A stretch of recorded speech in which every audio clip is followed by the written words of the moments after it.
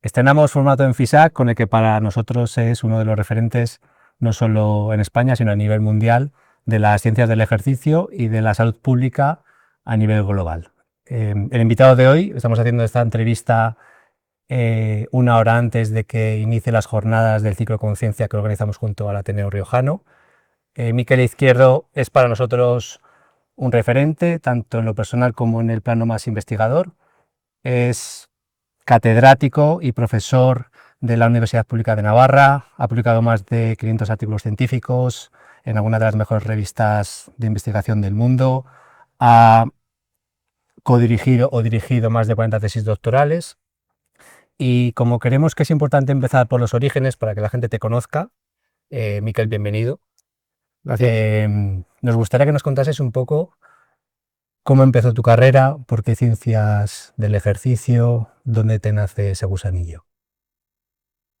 Bueno, esto empezó hace muchos años, hace mucho tiempo, y cuando alguien empieza unos estudios o una carrera profesional, no sabe muy bien dónde va a acabar. Y yo, pues realmente no, bueno, pues era cierta vocación, ¿no? Por estudiar algo que me llamaba la atención, ¿no? Que era el movimiento, el ejercicio, el deporte. Al final no sabes por qué tienes esa llamada, pero bueno, pues a mí me llamó.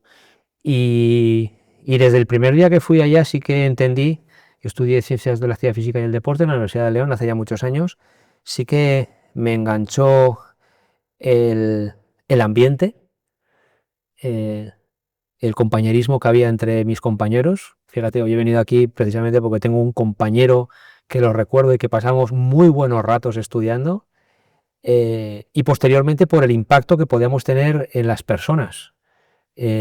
Para que la gente fuese feliz. Al final nos dedicábamos en aquella época a que la gente jugase, saltase, lanzase, bailase, algunos rindiesen deportivamente, y con el paso de los años pues te vas dando cuenta que al final el movimiento, el ejercicio, el entrenamiento también tiene un gran impacto en salud pública, porque las personas se enferman y se enferman porque no se mueven y tienen una gran necesidad de hacer ejercicio físico, y el ejercicio físico pues no solamente es una prevención, sino que entendí con el tiempo que podía ser un potente medicamento, un coayudante para ayudar a las personas pues también a vivir más años, vivir mejor, y todo esto me ha ido enganchando, me he ido separando de lo que cuando la gente joven empieza, que es que quiere entrenar al campeón del mundo de saltos o al equipo de Champions, a pensar que el conocimiento que teníamos pues podía tener un mayor impacto en salud pública y en las personas mayores. Esa es un poco la trayectoria de mi, bueno, pues de mi visión. Sobre todo con muchos altibajos, con mucha suerte. He estado rodeado de siempre de gente muy altruista, muy formadora, mentores verdaderos que me han ayudado mucho, y si ahora mismo tuviese que repetir esto, pues yo te digo que no, sería muy difícil. Si yo te digo, ¿y cómo has hecho? Pues no lo sé. Ha sido una serie de circunstancias, de mucho trabajo, de mucha ilusión, y, y bueno, pues al final las cosas pues han ido saliendo. Porque claro, es algo muy llamativo porque tú ahora estás muy enfocado en la salud pública y trabajas con gente muy mayor para que puedan mejorar su rendimiento físico, incluso a edades muy avanzadas, que eso ya hablaremos un poquito más adelante, pero tú has trabajado para algunos de los mejores equipos de fútbol del mundo, como el Barça, el Liverpool, el Oporto.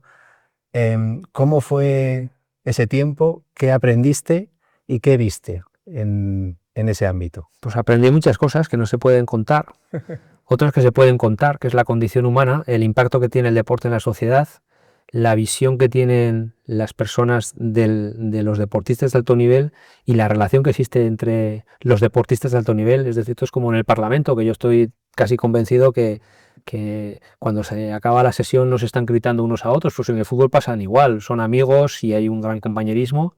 Eso me di cuenta del impacto que tenía mediático, el impacto económico, ¿no? que tiene todo esto, la fuerza que tiene de unión, de amistad, bueno, pues las Olimpiadas que tenemos ahora mismo, ¿no? Cómo unen países, cómo separan familias. Entonces te das cuenta de ese mecanismo que cuando estás fuera no te das cuenta, ¿no? Y luego pues te das cuenta de que existen deportistas excepcionales, fisiológicamente, que no nos enseñan en los libros cuando estudiamos que estas personas, puede haber personas que corran tanto tiempo a tanta intensidad o que sean capaces de correr tan rápido con un balón o que tengan esta capacidad táctica, técnica de decidir situaciones o de resolver problemas motores muy, muy rápido, ¿no? Por ejemplo, vuelvo a insistir, a las Olimpiadas, ¿no? Yo sigo, a mí me encanta desde el patinaje artístico, que hacen unas cosas, hasta los saltos, o sea, es algo impresionante, ¿no? Cómo podemos, y todo esto, eso, pues verlo en alto rendimiento deportivo, pues es muy bonito. ¿Y cuál era tu tarea en el día a día en el mundo del fútbol, por ejemplo? Pues éramos los fiscalizadores, en el sentido de que nos encargábamos de entender procesos, por qué suceden las cosas, que en deporte y en salud aún no sabemos. Estamos hablando de conocer las dosis, por qué sucede una mejora en el resultado, qué elementos explican que alguien esté en una buena condición física o no esté en una buena condición física. Y eso es un modelo holístico, que no solamente es lo que entrenan, es lo que comen, lo que duermen, sus relaciones sociales, y todo eso afecta a las personas. Y eso hay que medirlo, porque si no se mide y no se controla, no se entiende cómo se puede replicar ese modelo. Y especialmente en fútbol es más difícil, porque al final se trata de que entre el balón, con lo que hay veces que está físicamente no es precisamente el que mete a veces mejores los goles, sino el que en una situación técnico-táctica está en el sitio adecuado en el momento adecuado, ¿no? Que esto es lo que pasa en la vida, tienes que estar en el sitio adecuado en el momento adecuado, y ese es el buen jugador de fútbol, que no necesariamente tiene que ser el más rápido o el más resistente. Entonces es un modelo en deportes colectivos muy bonito de entender. Y los científicos del deporte os hacen caso en el alto rendimiento, en el fútbol especialmente. ¿Crees que vuestra labor, a pesar de que es muy meticulosa, jugáis con datos, os basáis en la evidencia científica, creéis que eso llega al terreno de juego o creéis que sois una figura no tan relevante en el día a día porque realmente el que dirige no cree tanto en la ciencia? Bueno, antes yo te puedo decir, además sin ningún tipo de pavor, que no. Es decir, la antigua escuela de los entrenadores que había en todo el mundo tenían una formación a veces muy escasa en ciencia, en fisiología, en entrenamiento. Con el tiempo, es cierto que ahora mismo hay una gran cantidad de personas cada vez más formadas, que sí que escuchan o entienden determinados mensajes que se dan desde el punto de vista de la fisiología o de la biomecánica. Me refiero a cantidad de entrenamiento, a intensidad del entrenamiento, a minutos de juego, a riesgo de lesiones, con lo que ya se ha tecnificado todo esto mucho más.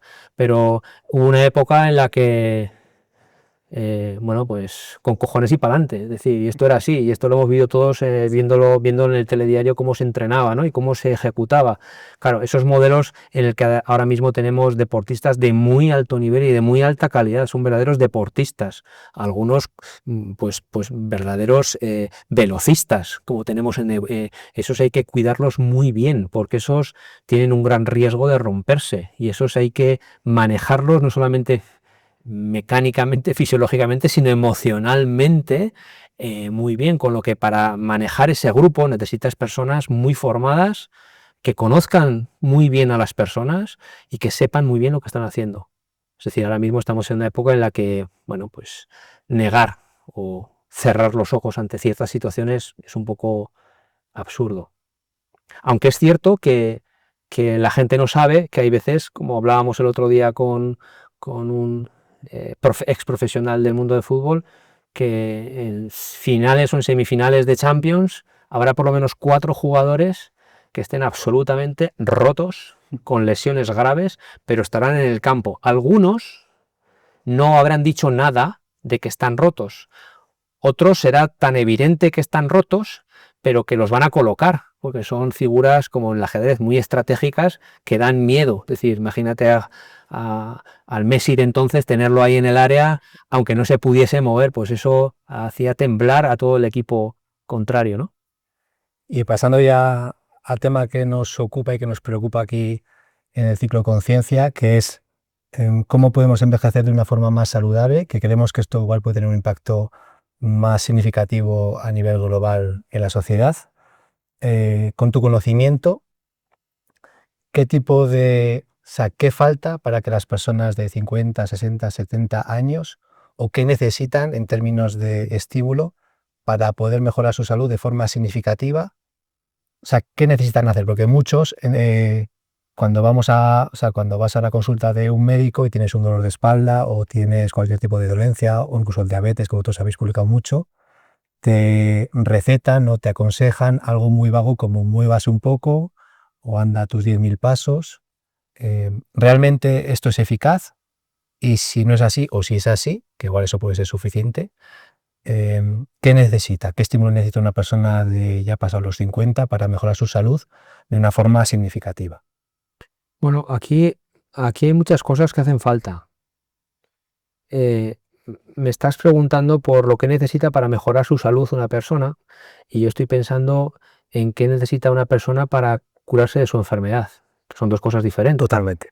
Entonces, si hablamos de lo que necesita una persona para curar una enfermedad, que muchas veces está relacionada con una deficiencia de ejercicio físico, que es una enfermedad que no está tipificada, es decir, quien tiene obesidad, hipertensión, diabetes y otras muchas enfermedades relacionadas con deficiencia de ejercicio físico, lo que necesita es ejercicio físico. Esto es como el que tiene anemia, necesita hierro. El que tiene falta de algo necesita pues, ese complemento que le falta. Y esto en medicina pues, suele suceder. También hay enfermedades que no están relacionadas con que hagas o no hagas ejercicio o con que comas de una manera u otra manera. Estas son las enfermedades pues, autoinmunes y son la mala suerte o el azar, que hablaremos después. Esas personas lo que necesitan lo primero es que el médico, que es al que has ido a pedirle confesión, tenga muy claro cuáles son tus pecados y qué tienes que rezar. Entonces, el primer problema es el médico. El médico es el que tiene que prescribir el ejercicio. Y tiene que saber que de la misma manera que tienes que tomar un fármaco, que puede ser interesante, o entrar en una cirugía, te tiene que decir, además, esto, que es ejercicio físico estructurado, entrenamiento de fuerza, alta intensidad, tienes que hacerlo 2 días a la semana. Y eso se pone en un papel, junto con otras cosas. El problema es que hay veces que el médico cada vez más lo sabe. El siguiente problema es a dónde voy con ese papel. ¿Dónde voy con ese papel? Entonces, si te recetan un fármaco, vas a la farmacia. Y si te recetan una intervención quirúrgica, directamente vas al quirófano. Y nadie dice nada. Tú compras el medicamento o vas al quirófano y te dejas que te operen o que te pongan un stent o lo que sea. En ejercicio físico todavía no hay caminos, aunque existen, itinerarios en los que el médico puede decir, tú vas a ir a esta unidad de ejercicio donde te van a dar un tratamiento que te va a ayudar a paliar el efecto que pueda tener el fármaco que yo te he dado, que puede generarte fatiga, hipotensión, o como los fármacos nuevos, el Ozempic, que lo que te hacen es perder grasa, pero también te hacen perder músculo, y las personas se están quejando diciendo, es que yo no me puedo levantar de la silla porque no tengo fuerza. Claro, tienes que compensar ese efecto adverso. No hay itinerarios, falta formación a nivel de los médicos, aunque es cierto que cada vez más en todos los congresos compañeros nuestros de nuestra área que investigan en ejercicio, en oncología, neumología, ya están escuchando que esto del ejercicio no es una cosa de abstracta, que tiene sus nombres, sus apellidos y se publica en las mismas revistas de evidencia científica que se basan en las guías clínicas. Por ejemplo, tenemos un Lancet y un New England de hace un mes de cáncer y ejercicio, con lo que a los alumnos de medicina de la Universidad Pública de Navarra les decimos, ojalá no tenga un cáncer, porque no depende mucho de mí, pero si lo tengo y me recetáis esto, sabéis que si no hacéis esto otro, estáis incurriendo en mala praxis, porque esto está publicado en una revista médica y está en las guías clínicas. De hecho, hay un estudio que indica que en pacientes de cáncer de colon, siguen un programa de entrenamiento, ¿sí?, reduce hasta un 30% el riesgo de mortalidad. Esto es un New England que está publicado hace un mes en el New England Journal of Medicine. Es decir, que es la mejor revista. A partir de ahí tienes temas de formación que se están abordando, aspectos de derivación de personas que se están abordando, la receta médica, receta deportiva, se está implementando en comunidades.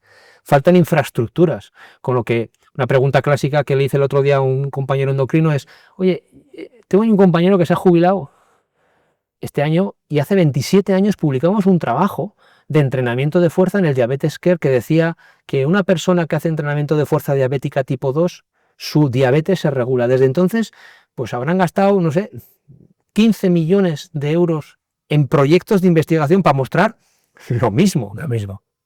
Y yo me jubilo dentro de poco. Podré ver en una consulta de un sistema sanitario cómo a un paciente diabético tipo 2 lo derivan a una unidad de entrenamiento de fuerza con máquinas de resistencia variable. Ni con gomas, ni con... Eso no funciona. Ni con globitos, no. Resistencia para paliar su diabetes. Porque está en la guía clínica. Es decir, porque si no se hace, eso se llama mala praxis. O sea, falta infraestructura, falta formación, falta derivaciones. Y lo que menos me preocupa aquí es lo que egoísta, o sea, inteligentemente, es lo que piensa el paciente. Si tú estás enfermo, tú no piensas lo que quieres. Tú vas y lo que te digan. Es decir, tírate por ahí, pues me tiro. Y doctor, ¿tengo otra opción? Pues no hay más opciones. Esto es lo que dice la ciencia. Es decir, eso desde el punto de vista de tratamiento. Creo que... Y yo tengo un apunte ahí. El ejercicio físico, si se considera un medicamento, por así decirlo, o se debería considerar un tratamiento.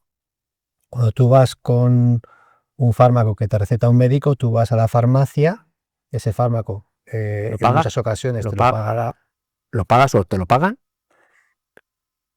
¿Dónde va una persona que quizá no tenga recursos económicos a hacerse un tratamiento con ejercicio físico? Eso debería estar incluido dentro del sistema sanitario. Los hospitales deberían tener unidades intrahospitalarias o deberían derivar a profesionales del ejercicio físico para tratar esto y tener acuerdos. Esto, en tu cabeza, que has trabajado mucho en ese ambiente, ¿cómo debería o cómo crees que debería ser para que pueda llegar a funcionar? Me has hecho una pregunta que hay muchas preguntas dentro. Pues una pregunta que está enferma en España en este año, en 2026, que va al médico con una enfermedad y no tiene recursos, ¿se le atiende? Por supuesto. ¿Vale? ¿Y se le hace cirugía? Sí, por supuesto. ¿Y se le da fármacos? Por supuesto. ¿Se le hospitaliza? Por supuesto. ¿Vale? Por eso la pregunta. Bien. Si esto del ejercicio parece que es así como es, ¿quién lo tiene que pagar? Pues el mismo que está pagando todo esto. Te lo digo porque hay pacientes, por ejemplo, con cáncer que saben que el ejercicio físico es bueno para ellos porque se lo están contando y dicen, ¿y ahora yo dónde voy? Si igual no tengo la capacidad económica para pagar. El sistema tiene que implementar estos programas, sí o sí. Y no es una opción, no sé si me escucharán, no es una opción. Esto ya no es una opción, esto no es una cosa de vamos a caminar, no, es que es parte del tratamiento y eso está demostrado. A partir de ahí lo tienen que implementar. Implementar significa organizar profesionales formados en las unidades hospitalarias de atención primaria, en los centros de barrio, es decir, allá donde están las personas enfermas, en las que todo esto se implemente. El problema es que tú pagas la insulina. ¿Quién paga el ejercicio? Que el ejercicio hay que pagarlo. Si tú pagas el ejercicio, tienes que implementar que se mida el ejercicio. Tú mides el ejercicio, pagas el ejercicio, exiges un resultado con el ejercicio y todo esto tiene que estar implementado en la cadena. El problema es que no se paga, no se mide, quién lo compra, quién lo vende. Incluso cuál puede ser el retorno a nivel sanitario. Claro. Porque seguramente tú igual inviertes 1 y te estás ahorrando 3 por el camino. Claro, el retorno sanitario del ejercicio físico también está probado. Es decir, hay medicamentos que sí que para el tratamiento de enfermedades crónicas son sí o sí los que funcionan, pero para la prevención de enfermedades no hay muchos medicamentos mejor que el ejercicio. Para el manejo del efecto del sedentarismo y la inactividad física no hay muchos fármacos mejor que el ejercicio.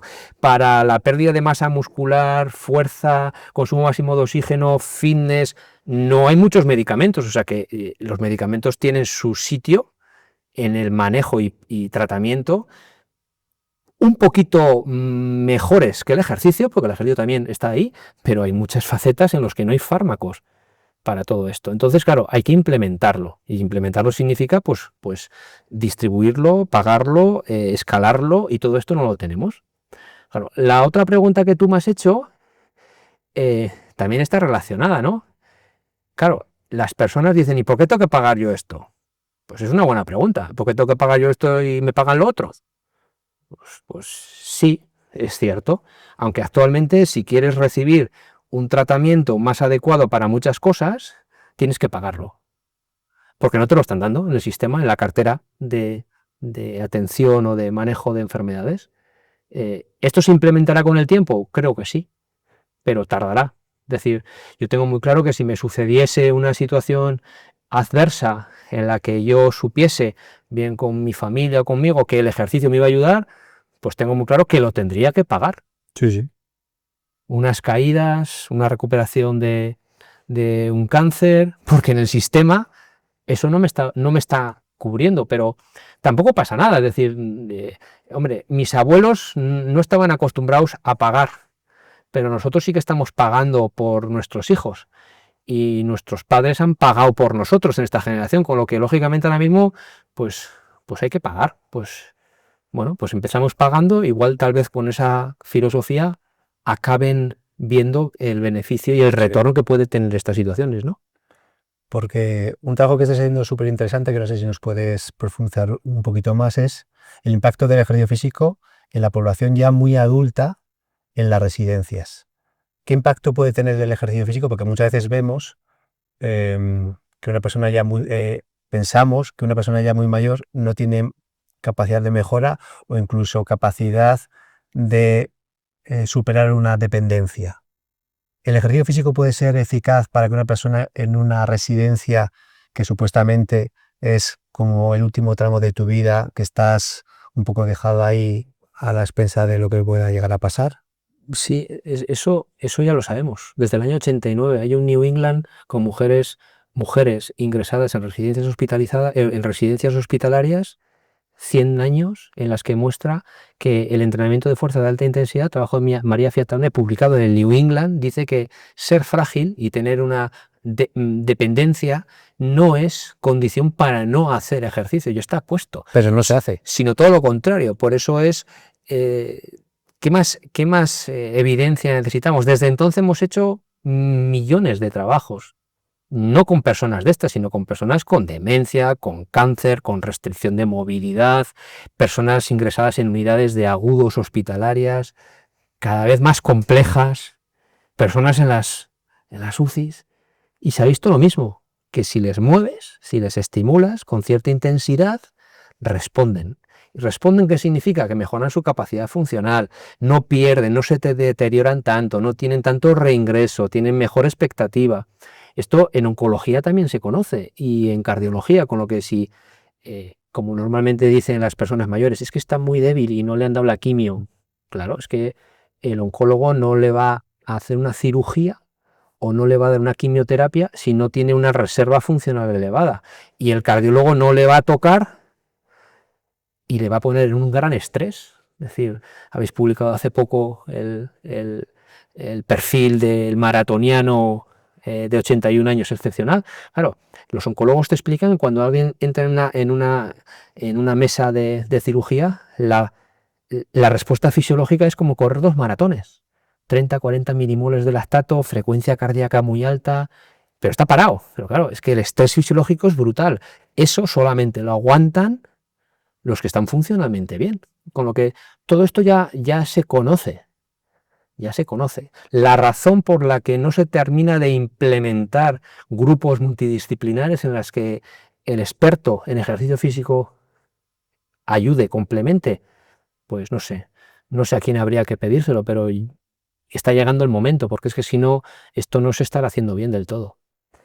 Y en relación también con este tema que hemos introducido de la nueva, no sé si llamarlo ciencia o el nuevo business del anti-aging, la longevidad, que te recetan 30.000 fármacos. ¿Qué opinas de que una persona pueda llegar a vivir más de 100 años sin ejercicio físico? Si depende del estilo de vida, si eso se puede llegar a... O sea, si tú puedes aumentar tu esperanza de vida sin cambiar tu... ¿Qué opinas un poco de esto? Pues me has pedido la opinión, te la voy a dar, porque para eso he venido aquí. ¿Las moscas cuánto viven? Pues no lo sé. No sabes, no tenéis moscas. ¿Tenéis algunas moscas? Los 48 o 72 horas. Cuando nacemos somos como las tapas de los yogures. nuestra fecha de caducidad está escrita y la esperanza de vida, la longevidad, no ha cambiado en los últimos 50 años. Cada 2 años publican un Nature que dicen que la especie humana, el hombre, la mujer, la máxima son 117, 118 años. No podemos vivir más. ¿Mutaremos? Bueno, pues podemos ir mutando ya. De momento nos pueden cambiar las rodillas, las caderas, nos pueden hacer implantes. Llegará un momento que el cerebro lo van a poder congelar y lo van a meter como las películas de la Andrómeda, pero ya no seremos humanos, mutaremos, ¿vale? Siendo la especie que somos, nuestra máxima longevidad son 117 años. Lo que está sucediendo es que cada vez hay una compresión de la morbilidad y cada vez más personas viven más por la sanidad, por la falta de los alimentos, porque el entorno está muy controlado. ¿Vamos a vivir más años? No. Claro, hay gente que piensa, bueno, vamos a ser inmortales. Vamos a ver, desde que nacemos envejecemos. Sí, como te escuché Jeff Bezos, que él quiere vivir para siempre. ¿No? Jeff Bezos se va a morir, lo vamos a grabar, pues cuando le toca morirse. No antes de los 117 años. No va a vivir 250, a no ser que haga un pacto con el demonio, a no ser que encuentre el santo grial y vuelva a las películas estas que hemos visto muchas veces. Pero, es decir, siendo lo que es, no va a vivir. Otra cosa es que mute. Es que ahora, aparte, se está produciendo como una situación un poco paradójica, que es que las grandes corporaciones tecnológicas prometen o están investigando mucho en la vida eterna, como Altos Lab y tal. Se está recortando en sanidad en algunos países y además estamos creando un entorno obesogénico y de sedentarismo que por mucho que inviertas, Claro. estás creando un caldo de cultivo precisamente para que eso retroceda. ¿Quién está detrás de todo esto? Las tecnológicas. Las tecnológicas y las farmacológicas, con todas las artillerías de moléculas que intentan afectar las características del envejecimiento que han sido descritas ya hace unos años por López Otín, que estuvo aquí en estas jornadas el año pasado. Pero claro, lo que no dicen o no saben, porque yo no creo que no lo sepan, es que si tú modificas esas características del envejecimiento, tú no vas a mejorar la capacidad funcional. Es que yo no quiero vivir más años si no tengo la cabeza en su sitio. ¿Para qué? Estamos hablando de vivir más años libre de discapacidad. De eso no habla nadie. A mí no me interesa la longevidad. ¿Para qué quiero vivir 105 años si no reconozco ni a mi hijo, ni sé dónde estoy, ni puedo caminar? Con lo que cuando hablamos de envejecimiento, vida de años libre de discapacidad, ¿yo para qué quiero tomar una molécula para que funcione mi mitocondria? Explícame. Si no funciona, si no lo ha demostrado la ciencia más que en ratones. Claro, pero todo el mundo estamos, cuando nos dicen estas cosas, pues dices, venga, vamos por ahí. Y hay gente que tiene que vivir de esta farándula, porque al final es una farándula, eso es como los crecepelos. Es decir, hasta que no encontramos la manera de implementar el crecepelo ha desaparecido. Ya estamos en la fase del crecepelos. Nos están vendiendo crecepelos para hacernos entender que vamos a poder crecer. Que no, que no. ¿Te van a implantar algo? Pues sí, ya nos están implantando cosas, la tecnología y todo el campo científico nos van a poder permitir vivir más años hasta el tope. Es que el otro día que Pedro estuvo contigo en unas jornadas que organizasteis en Pamplona, fue un profesor, Norman Lazarus. Él me dijo, pregúntale por él, porque es un profesor que tiene 93 años. 93 años. Y estudió el doctorado, creo, o hizo un doctorado recientemente. Sí, con 80. Explícanos un poco qué podemos aprender de él y si esto es un caso aislado e icónico en el que la mayoría podemos ilusionarnos, pero no podemos mimetizarnos en algo que es único. Bueno, pues explícanos quién es. No lo sé. Norman Lazarus es un profesor emérito del King College, que empieza a ser profesor emérito a los 75 años, pero que antes tiene una vida pues muy activa profesional, es doctor en químicas, doctor en matemáticas, maneja empresas de gran calado en Reino Unido, trabaja con 6 premios Nobel y él en un momento de la vida pues dice, bueno, pues quiero hacer un doctorado y me interesa esto del ejercicio porque creo que es muy interesante estudiarlo y propone hacer una tesis doctoral a un compañero mío y se le presenta delante del despacho y dice, yo quiero hacer una tesis doctoral. Y entonces, pues mira todo este perfil y dice, pero pero ¿qué quieres hacer? Y a partir de ahí empieza a hablar con él y la gran cantidad de preguntas, de inquietudes, pues lógicamente pues a cualquier profesor le llama la atención, ¿no? Un alumno que le pregunte y que tenga inquietudes, pues vamos a hacer esto.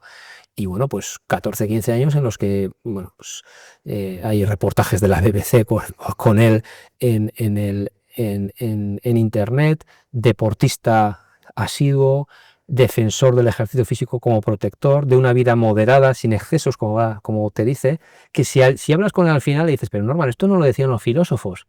Y él te dice, pues sí, pues los filósofos ya habían escrito todo esto hace muchos miles de años, que hay que vivir una vida con muchos amigos, con muchas relaciones sociales, con gente más joven, haciendo ejercicio, todo en moderación, y que bueno, pues que lo tienes ahí, pues el otro día dándonos una charla con 93 años de una manera brillante.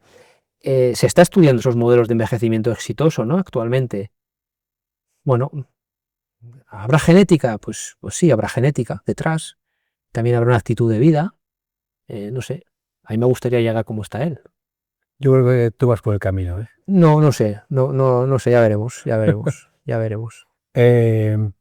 Estás en una época que has dicho, pronto me jubilaré, que no creo. ¿Qué estás haciendo?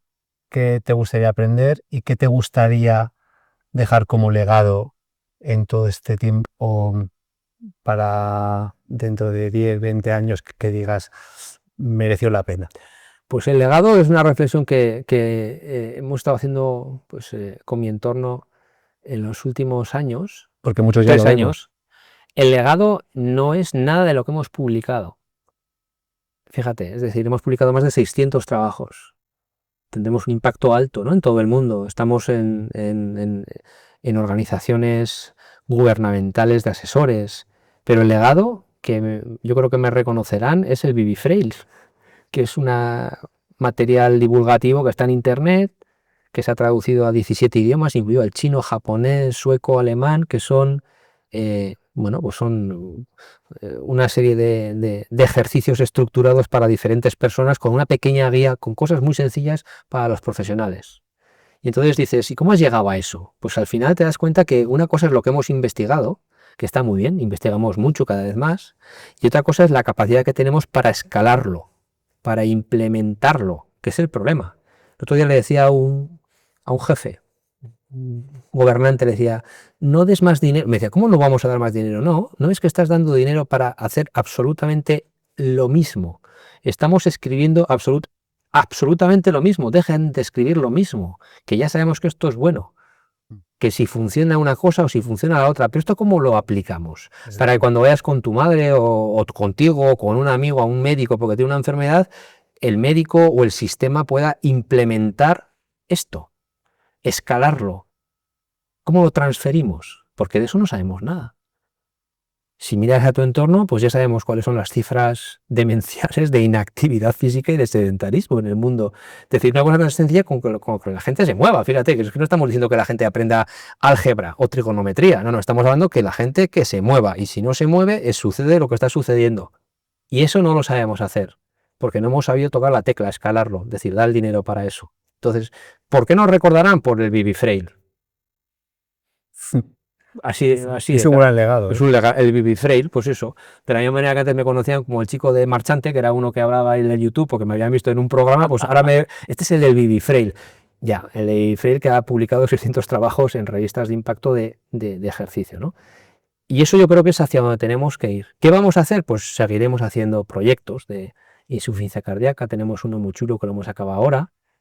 Salud mental, los grandes olvidados, repudiados, escondidos, ¿no?